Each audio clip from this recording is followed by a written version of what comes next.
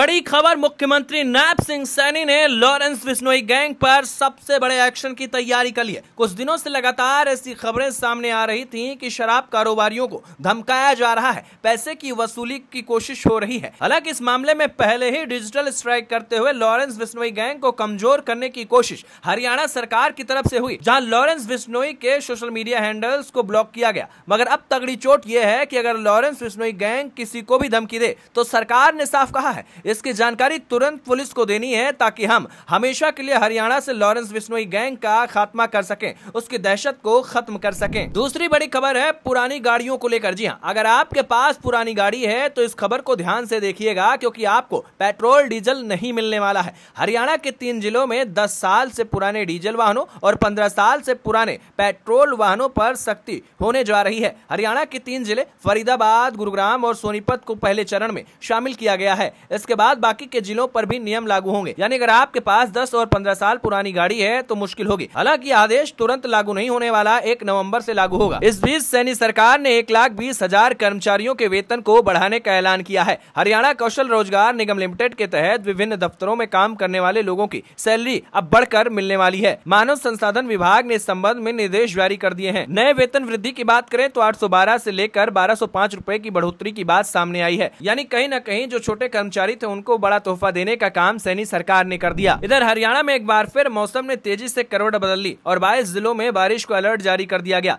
गुरुग्राम, हिसार, पानीपत, सोनीपत, नूंह, चरखी, दादरी, करनाल, कुरुक्षेत्र, अंबाला, झज्जर, रेवाड़ी और यमुनानगर में लगातार बारिश हो रही है। फरीदाबाद में बारिश का कहर भी देखने को मिला है, जहां बिजली का तार टूटकर सड़क पर गिर गया। तार की चपेट में स्कूटी सवार 2 महिलाएं आ गईं, जिसमें एक की मौत हो गई। बारिश का कहर अंबाला में सबसे ज्यादा देखने को मिल रहा है। अंबाला में देर रात से बारिश हो रही है, जिसके चलते शहर के निचले इलाकों में ज्यादातर पानी भर गया है और लोग पैदल भी नहीं चल पा रहे हैं। पानी को निकालने के लिए पंप जरूर लगाए गए हैं, मगर लगातार हो रही बारिश सारी उम्मीदों को तोड़ रही है। गाड़ियों की लंबी कतार सड़कों पर लग गई है, जिससे लोगों को काफी दिक्कत हो रही है। आपको बता दें कि आने वाले दिनों में हरियाणा में लगातार बारिश होने की चेतावनी जारी है, यानी अगर आप घर से निकले तो सतर्क होकर ही निकलिएगा। वहीं हरियाणा से एक अजीब खबर सामने आई। वहां जिला सचिवालय में एक बैठक हुई। ये बैठक कष्ट निवारण समिति की थी। बैठक के दौरान हंगामा भी देखने को मिला। हालांकि एक ऐसी घटना हुई जिसने हर किसी को चौंका दिया। हुआ ये कि मंत्री महिपाल ढांडा कुछ काम से खुश नहीं थे और उन्होंने कहा कि ऐसे लोगों को तो तुरंत